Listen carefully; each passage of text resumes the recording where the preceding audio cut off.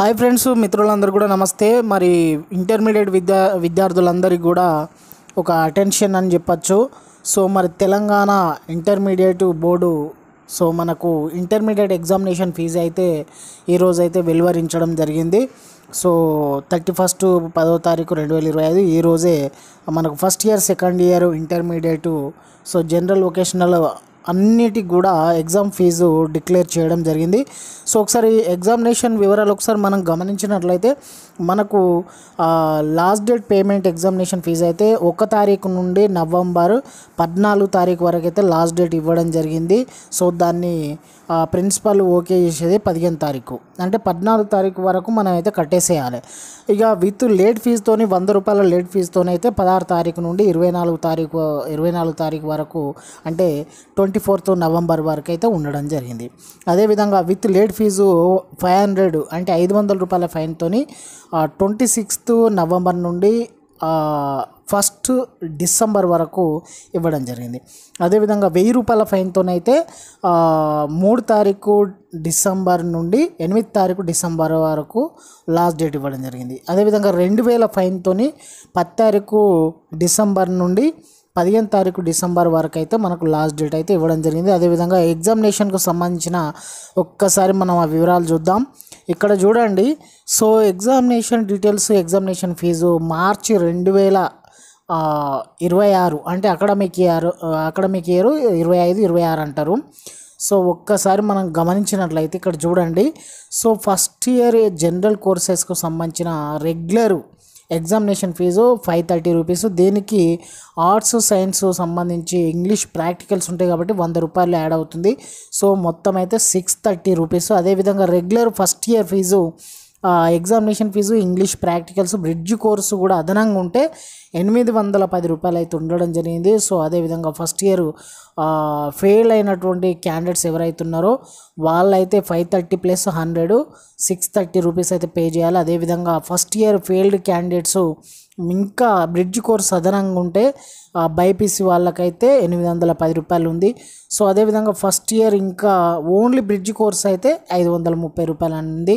So అదేవిధంగా first year only English practicals first year అయితే 530 rupees. అదేవిధంగా ఫస్ట్ ఇయర్ వొకేషనల్ స్టూడెంట్స్ కూడా మనకి ఇక్కడ ఇవ్వడం జరిగింది 530 రూపీస్. అదేవిధంగా examination fee plus English practicals plus practicals అయితే 870 రూపీస్. ఎందుకంటే ఇక్కడ ఖచ్చితంగా మనకు ప్రతి పేపర్ పెరుగుతుంది కాబట్టి దాని వాల్యుయేషను సంబంధించిన అమౌంట్ పెరుగుతుంది కాబట్టి దీనివల్ల ఎగ్జామ్ ఫీజు అనేది కూడా మనకి ఇంక్రీజ్ అవుతూ ఉంటుంది. సో అదేవిధంగా regular first year examination fee English practicals plus bridge course మొత్తం కలిపి 1050 రూపాయలు. సో ఇక్కడ మరి అదేవిధంగా మన ఫెయిల్ అయినటువంటి క్యాండిడేట్స్ కూడా మనకి ఎగ్జామ్ ఫీజు అయితే ఇవ్వడం జరిగింది. అదేవిధంగా సెకండ్ ఇయర్ విద్యార్థులు ఒకసారి గమనించినట్లయితే సేమ్ అది కూడా ఇక్కడ మనకు జనరల్ వాళ్ళకైతే రెగ్యులరు 530 రూపీస్ ఉంది. సో ఇంగ్లీష్ ప్రాక్టికల్స్ కలిపి 630 రూపీసు. అదేవిధంగా second year bridge course practicals మనకు యాడ్ అయితే 1050 రూపాయలు అవుతుంది. Actual examination fee English practicals only practicals అయితే 870 రూపీస్ ఉంది. సో ఈ విధంగా మనకు సెకండ్ ఇయర్ ఫెయిల్ క్యాండిడేట్స్ కూడా 630 రూపీస్ అయితే కట్టుకోవాలి. అదేవిధంగా అదనంగా సబ్జెక్ట్స్ పెరుగుతుంటే అమౌంట్ కూడా పెరగడం జరుగుతుంది.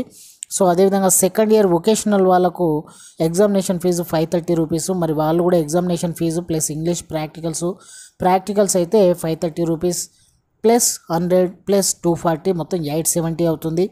సో అదేవిధంగా regular second year examination fee English practicals plus bridge course practicals అయితే మొత్తం కలిపి 1290 రూపాయలు 1290 రూపీస్ అవుతుంది. సో అదేవిధంగా సెకండ్ ఇయర్ ఫెయిల్ క్యాండిడేట్స్ కూడా ఇక్కడ మనకు 630 రూపీస్ అని ఇవ్వడం జరిగింది. సో ప్రతి సబ్జెక్టుకు మనకు అమౌంట్ అయితే ఇంక్రీజ్ అవుతుంది. బ్రిడ్జ్ కోర్సు కావచ్చు, ప్రాక్టికల్స్ కావచ్చు, ఇంగ్లీష్ ప్రాక్టికల్స్ కావచ్చు. సో ఇవన్నీ కూడా విద్యార్థులు అయితే గమనించాలి. అదేవిధంగా మనకి ఇంప్రూవ్మెంట్ కూడా ఇవ్వడం జరిగింది. సో మనకు ఇంప్రూవ్మెంట్ రెగ్యులర్ వాళ్ళకు, అదేవిధంగా ఇంటర్మీడియట్ పాస్ సర్టిఫికేట్ హోల్డర్స్ కూడా మళ్ళీ ఇంప్రూవ్మెంట్ రాసుకోవడానికి అయితే అవకాశం ఉన్నదన్నట్టు మనకైతే ఇవ్వడం జరిగింది.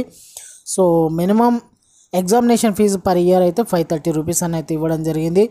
సో మరి విద్యార్థులు అయితే దీన్ని అయితే గమనించండి. అదేవిధంగా మనకు ఇక్కడ మాల్ ప్రాక్టీస్ సంబంధించిన వాళ్ళు కూడా కట్టుకోవచ్చని కూడా ఇవ్వడం జరిగింది. సో వాళ్ళైతే ఒకసారి కాలేజీని సందర్శించాలి. కాలేజీలో కన్సల్ట్ అయ్యి ఒకసారి ఎగ్జామినేషన్ ఫీజు కట్టడానికి అయితే అర్హత అయితే మనకు ఉందా లేదా అనేది వాళ్ళైతే చెప్పడం జరుగుతుంది. సో అదేవిధంగా మనకు ఇక్కడ మనకు ఒకసారి గమనించినట్లయితే ప్రతిదీ కూడా క్యాండిడేట్స్ అపియరింగ్ నాట్ అపియరింగ్ సంబంధించి ఇవ్వడం జరిగింది. సో ఫ్రెండ్స్, మరి ఇదంతా మనకు అవసరం లేదు, ఎగ్జామినేషన్ ఫీజు డీటెయిల్స్ అయితే మీకు చెప్పడం జరిగింది. సో ఫ్రెండ్స్, మరి ఇంటర్మీడియట్ ఇలాంటి మంచి విషయాల కోసం అయితే మన ఛానల్ని ఇంటర్మీడియట్ విద్యార్థులందరూ కూడా సబ్స్క్రైబ్ చేసుకోండి. మరి ఎప్పటికప్పుడు ఇలాంటి మంచి విషయాలను కూడా నేను మీకు ఇంటర్మీడియట్కి సంబంధించిన సమాచారాన్ని, ఏమైనా డౌట్స్ ఉంటే కూడా మీరు కామెంట్ సెక్షన్లో పోస్ట్ చేయండి. సో ఫ్రెండ్స్, మరి థ్యాంక్ యూ.